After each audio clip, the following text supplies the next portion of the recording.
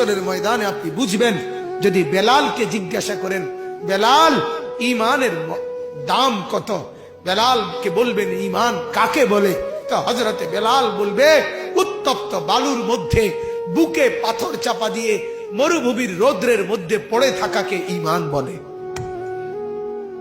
খাব্বাবকে বলবেন, খাব্বাব ঈমান কাকে বলে, তো হযরতে খাব্বাব রাদিয়াল্লাহু তাআলা আনহু বলবেন কামারের দোকানের জ্বলন্ত লাল কয়লার মধ্যে নিজের দুই পাশের কোমরের গোশত খুলে খুলে চর্বি সহ ফেলে দিছে আমার মনিব ঈমানের কারণে।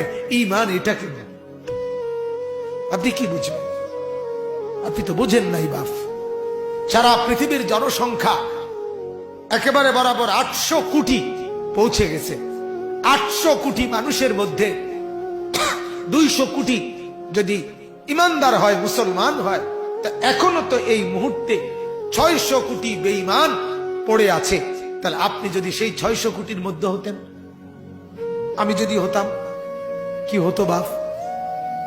মৃত্যু পর্যন্ত যদি কালেমার সন্ধান আমি না পেতাম, মৃত্যু পর্যন্ত যদি আমি মুমিনের পরিচয় না পেতাম, আমার অবস্থা কি হইতো?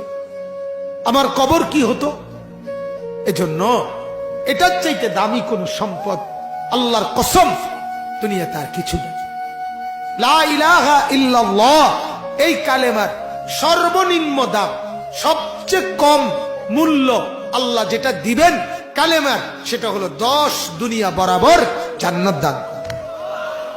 সবাইকে না, সর্বনিম্ন সর্বনিম্ন সবচেয়ে ছোট জান্নাত যার, তারটাই 10 দুনিয়া বরাবর ঈমানের কারণে। মেরে মোহতারাম, আমার বাপ, আমার বন্ধু, আমার জওয়ান ভাই, খোদার দোহাই ঈমান যেন না হারায়। অভাব আসতেছে, দুর্ভিক্ষ আসতেছে সারা পৃথিবী ব্যাপী। এটা পূর্বাভাস, আজ হোক কাল হোক, এই বছর হোক আর 10 বছর পরে হোক, পৃথিবীতে যখনই তীব্র অভাব লাগবে, দুর্ভিক্ষ লাগবে, তখনই রাসূলুল্লাহ সাল্লাল্লাহু আলাইহি ওয়াসাল্লাম বলেন দাজ্জাল আবির্ভাব হবে। দাজ্জাল বের হবে। আমি নিজ চোখে হাদিসে পড়ছি, আল্লাহর নবী বলেন 3 বছর লাগাতার দুর্ভিক্ষ হবে। ছেলেরা কথাটা মনোযোগ দিয়ে শোনেন ভাইয়া। 3য় বছরের দুর্ভিক্ষে নবীজি বলছেন আসমান থেকে 1 ফোঁটা বৃষ্টি হবে না, আসমান থেকে জমিন থেকে ফসল উঠবে না। এজন্য হাত ধরে বলি ভাইয়া, চতুর্দিকের এই দুর্ভিক্ষে, অভাব, পেরেশানি আর অস্থিরতা, আজ হোক কাল হোক, এটা পূর্বাভাস। নবীজি বলছেন যখন অভাব তীব্র হবে, আসমান থেকে বৃষ্টি হবে না, জমিন থেকে ফসল উঠবে না, নবীজি বলেন তখন দাজ্জাল বের হবে। ওয়া মাআহু লাহমুন ওয়া খুবুজুন ওয়া নাহরুম মিন মাইন। দাজ্জালের কাছে গোশত থাকবে, রুটি থাকবে, পানির নহর থাকবে। দাজ্জাল বলবে তার বাহিনীরা, ইহুদিরা, দাজ্জালের বাহিনীরা, দাজ্জালের সাথে বেঈমানরা বলবে গোশত নাও, রুটি নাও, পানি নাও, বিনিময়ে ঈমান দিয়ে দাও, এরে খোদা মনে করো, এরে খোদা বানায় নাও। আরে বাপ, আমি কেমনে বললে বুঝতেন? আমার তো মন চায় পায়ে ধরে ধরে ছেলেদেরকে বলি, যুবকের হাতে ধরে ধরে বলি, এরে বাপ, আল্লাহর দোহাই, তোর এই উলঙ্গ ছবি দেখা, নাচ দেখা, মোবাইলের ছবি দেখা, জিনা আর বেবিচারের এই দৃশ্য গোটা দুনিয়ার মানুষকে কষ্ট দিবে বাপ। শুধু তুমি আযাবের কারণে কষ্ট পাবা না, বরং গোটা বনি আদম, গোটা মাখলুকাত, এমনকি গর্তের পিপিলিকা, এমনকি সাপ, বিচ্ছু, জন্তু জানোয়ার পর্যন্ত কষ্ট পাবে। সব অভাব লাগবে এই গুনার কারণ, গুনার কারণ, নাফরমানির কারণ। কোরআনুল কারীমের মধ্যে আল্লাহ তাআলা বলেন ওমা আসাবাকুম মিন মুসিবাতিন ফাবিমা কাসাবাত আইদিকুম। গুনাহের কারণে মুসিবত। যাহারাল ফাসাদু ফিল বাররি ওয়াল বাহর বিমা কাসাবাত আইদিন নাস।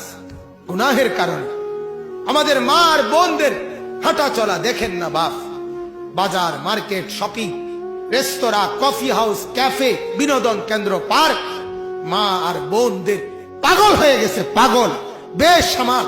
এই অল্প কিছু মোল্লা মৌলবী, অল্প কিছু মসজিদ মাদ্রাসা, এগুলা যদি বুলডোজার দিয়া এগুলা যদি ধ্বংস করে সমান করে দিতে পারতো তো এদেশের রাস্তায় রাস্তায় উলঙ্গ যুবক আর যুবতী জিনার ব্যভিচার করত। শুধু ঝামেলা এই মোল্লারা, এই মোল্লা এগুলা ঝামেলা, এগুলার কারণে পারে না, এটাই করত। হ্যাঁ, সেদিন বেশি দূরে না, সেদিন বেশি দূরে না, রাত নাই দিন নাই, সারা রাত আপন মার ঘরে, বাবার ঘরে, যে ঘরে মা বাপ থাকে সেই ঘরে নিজের ছেলে মেয়ে যদি সারা রাত উলঙ্গ ছবি দেখে, সে জাতি ধ্বংস হইবার বেশি দিন আর নাই, বেশি দিন আর নাই। আমার বাপ, আমি বক্তা না, আমি কণ্ঠের জাদুকর না, আমি সুরওয়ালা কেউ না, আমি এক ফেরিওয়ালা, এক ফেরিওয়ালা আমি, যার কলিজা ভরা ব্যথা, অস্থিরতার পেরেশানি। আমার গলা আজকে তো একটু কথা বলতে পারছি, আমি গত 3-4 দিন আগে কথাই বলতে পারতেছিলাম না। আমার একজন সাধারণ মানুষ বড় মহব্বত করে, উনি আমার একটা সান্ত্বনা দিছে, কয় যে হুজুর আল্লাহর কথা বলতে বলতে গলা ভেঙে গেছে, কোনো অসুবিধা নাই, আল্লাহর কথা বলতে বলতে আবার ঠিক হয়ে যাবে।